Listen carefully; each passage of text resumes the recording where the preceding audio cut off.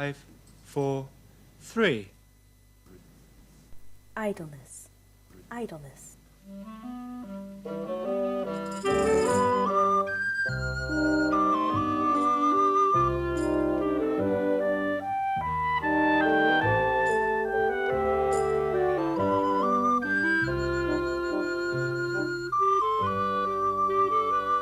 Idleness.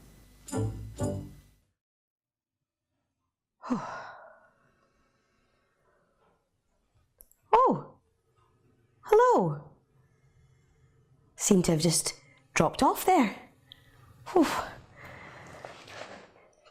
We're going to be reading a wee story today. It's called An Unpopular View of Our Times by Patrick Allan Fraser. Are you sitting comfortably?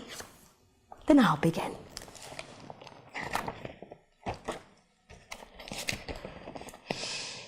The moral and intellectual evaluation of society must necessarily be dependent on the extent of obedience to the laws of God rendered by each individual member by and for himself.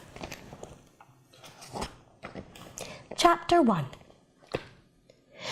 Practically, the spirit of our age teaches that individual obedience to God's laws is an obsolete necessity, that each individual man has only to assist in doing or attempting to do the moral duties of other men in order to obtain the world's permission to neglect his own, that working men, working women, and working children may be employed in such manner as must inevitably conduce to their moral, intellectual, and physical injury, provided their employers associate themselves together and, as public benefactors, endeavour to have those men, women, and children taught during their leisure hours that nature demands from all at all times, and in all places, an entire obedience to her laws, as the sole condition on which she will bestow the blessing of sound health, that parents may neglect entirely or delegate to others the moral training of their own offspring.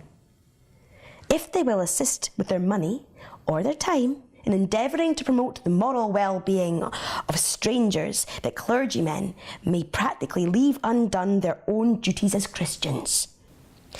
If they will be active in lending their aid towards promoting some general scheme of religious benevolence, or in seeking to Christianise the inhabitants of far distant lands, in fact, evidences are to be found everywhere abroad and around us, sufficient to prove that the general belief is that in this our age of progress, man has progressed beyond the period of individual obedience and individual responsibility.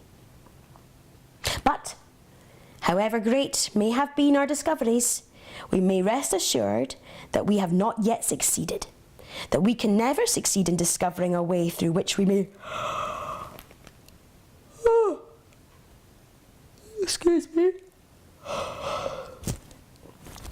That we can never succeed in discovering a way through which we may escape from the consequences of individual disobedience to the laws of our Creator.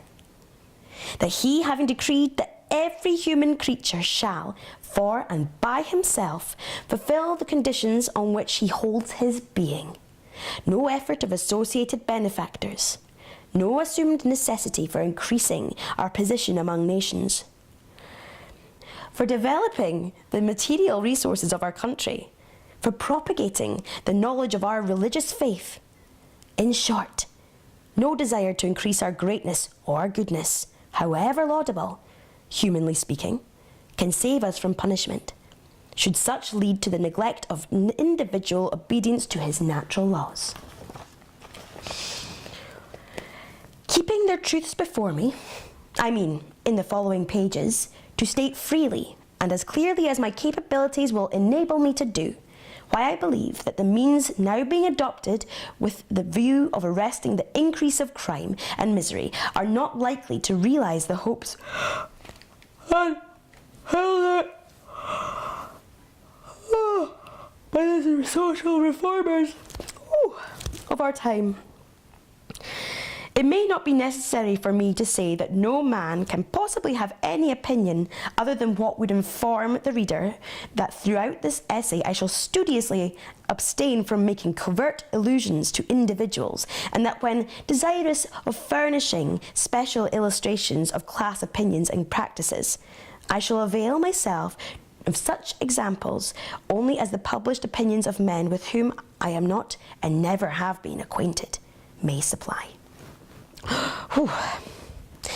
I make this statement because I would not have the reader to imagine that personal animosity has any share in inducing me to enter on the performance of this, my self-imposed task, an idea which the reader of some of my observations may possibly suggest. In saying that no man can, and in any degree, either by example or by precept, influence the conduct of his fellow man for good or for evil, unless he succeeds in causing him to obey or disobey the commandments of God. I do not give expression to a speculative opinion. The public philanthropist who busies himself in seeking to solve our great social problem by means of social science must know that in his own case, theoretical or associated benevolence has not lessened the necessity for individual observance of the laws of health. The degraded and dissipated outcast who seeks to hide and to die in the loathsome and dark abode of crime knows full well that an abstract acquaintance with and a non-practical observance of the laws of God have done him no good. He feels that obedience to these laws must be performed in reality and in truth ere the reward promised can be obtained. We all know this. Moreover, we are all aware that moral and physical disease can be none other than the effect of disobedience to God's laws. In knowledge, our knowledge of, or our ignorance of the time when, or the precise circumstances which man's first act of transgression was committed, can lessen the truths revealed to us. And he came into his world a sinless being, and that by disobedience to the laws of his master, he lost the power to obey.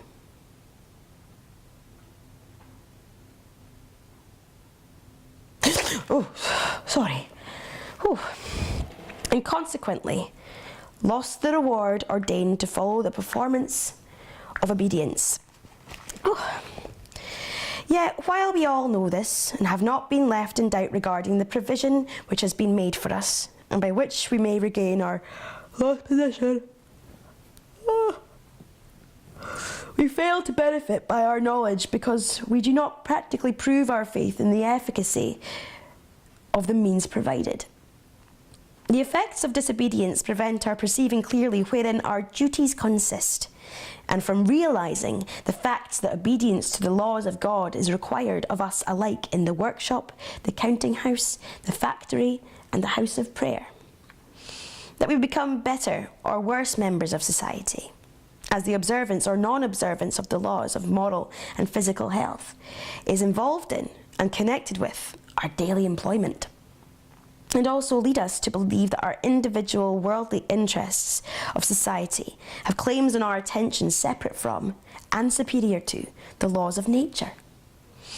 Of course, I do not mean that whilst engaged in religious observances, we believe that our desire to aggrandise ourselves as individuals or as a people is sufficient to justify our disregard for God's commandments. Perhaps there never was a time in the world's history when as a people, we were never more theoretically holy, more disposed to share with all the men the blessings of Christianity as they are ordinarily interpreted, than we are now. Still, our religious and secular benevolence must not encroach too far on the business of life. Although thoroughly satisfied, there is no truth greater than that which is embodied in the scripture axiom, "What is a man profited if he should gain the whole world and lose his own soul?" we not infrequently find ourselves practically declaring that all the souls and all the bodies in the world may be lost rather than capital invested in human labour should not turn out profitable.